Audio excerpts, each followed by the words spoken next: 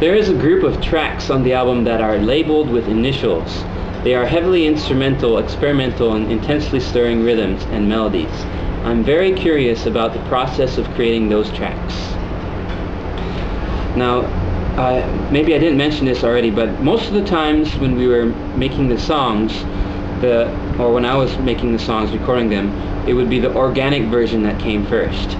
Mostly that was because once I wrote the song organically, then I could give it a new dimension, a new light, and experiment with it. And because I was familiar with it and could really experiment with it and take it in a completely new direction into the electronic experimental stage. And yes, a lot of those songs incorporate MIDI, and one of those songs incorporates gunshot sounds from a movie as percussion. And in case you're wondering, that movie is Sukiyaki Western Django by Takashi Miike. He's a director, a Japanese director, fantastic. He's like the Japanese version of Quentin Tarantino. And if you have a chance to watch any of his movies, or if you have, great on you. I mean, he's a fantastic director, and if I could channel some of his passion and his creativity in my music, that for me would be a great goal. The process usually after writing the organic and recording the organic, I would start again from scratch and just really open-minded and not really knowing what I was going to do, getting into it. Sometimes I would do it over, actually. On LMF especially, there are like 4 or 5 separate versions, including one version with a female vocalist and another version with totally different things on it. And I really actually had fun with it, and I felt like I could make it the depth of the album.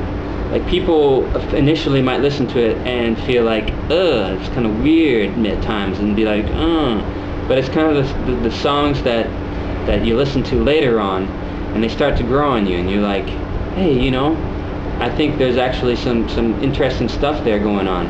And I think for people to actually give it that shot, though, you have to have some kind of cred or fame, if you will. People have to like you, and I don't think I do a very good job of making people like me. I think I come across as not being very likable. Maybe I could talk about the very last track, being part of that feeling of not being liked, or not being able to reach the goal of feeling accepted or feeling well liked, which, to be honest, right now I think is a vain goal. I don't actively pursue it, although I think it's still deep inside of me, rooted part of my insecurities.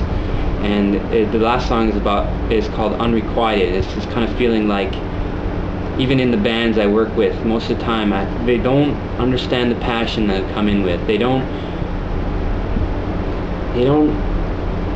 feel it back to me. They don't give it back to me, what I'm willing to give to them, I feel.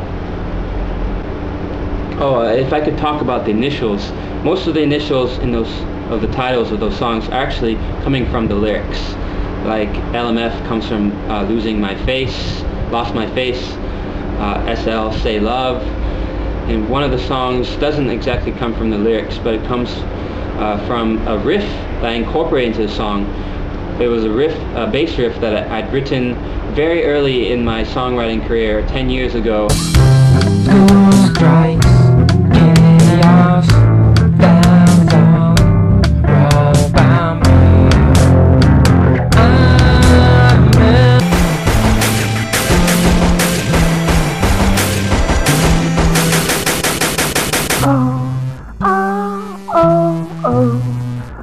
And it was from a song called Everybody Loves Chaos. So the song name became the WALC, Walk, We All Love Chaos. Okay, last question. There were 2 things that really caught my attention. You had a painful romantic experience, and you passed the milestone of turning 25. Okay, you caught the painful romantic experience. Well, to be honest, I've had fair share of painful romantic experiences, probably more than my fair share of. And you know, some of it is caused by my life growing up, moving to many places and being separated from people that maybe I loved, that I liked, friends and lovers. And it was you know, a source of anguish, a source of pain and depression. The specific, I don't know if there was any single specific romantic experience that came across in this album. What I feel like is the majority of the album might be related to how I relate to my audience rather than specific romantic experience. I know you can take the starting track and maybe you could get different ideas from it, but in that track, Sucking Lemons, it kind of goes both ways. I kind of feel like initially it might have been about romantic experience, but then afterwards it kind of developed into this thing like, hey, that's kind of how I have a relationship with my audience as well. Turning 25, I don't know if you got it from the song, is that yes, it's a serious issue, but I came upon it with a not so serious feeling. Simply, when I was younger, I always had these big dreams. A lot of kids have big dreams, and maybe they get to a point in their life where they thought by that time, you know, they'd have reached some of those goals. When I was a kid, I always thought, it's up to you. You can do it. You can achieve it. You can get there. Just do everything you can. Sometimes I would think that, and sometimes I would put it off and be like, I can do it later. Or, okay, I'm 20 now, still got a few years. You know, work on it. You know, I do what I can, in a sense, by writing the songs, putting it out there, as far as that dream is concerned. But do I really go the whole way? Do I really give it the best that I can? And when I get to 20, and I start thinking, could I have made it work? Could I have achieved some of those goals had I worked harder? Had I given it more? And you know, looking back on those dreams, it's just it killed me at that point. It just, like a gunshot. I was like, I'm 25. I'm getting older, and most artists today, if they want any recognition, usually do before the age of 25.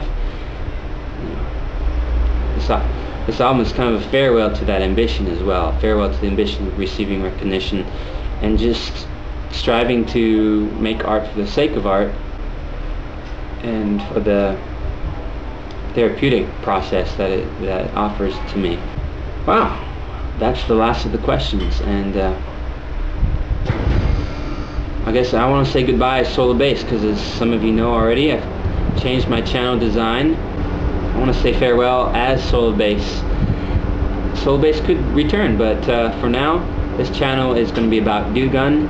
It's going to be about new direction. It's going to be about acoustic guitar mostly, and I will be making album tracks as well with a real drummer in the future. Right now I'm putting out just acoustic myself songs and some covers out there that I've been working on for a while.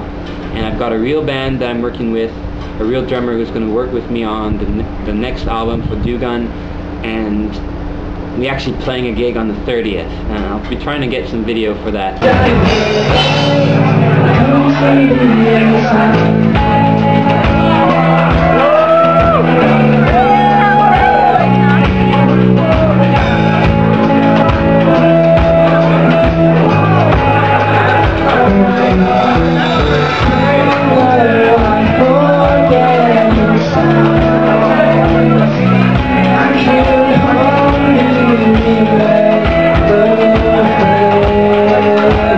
I really love playing in public. I get a lot of energy, feedback from the audience, and it really takes my music to another level. Thank you, Eric, for the great questions, and for helping me really actually think about my music in a different way as well. And cheers.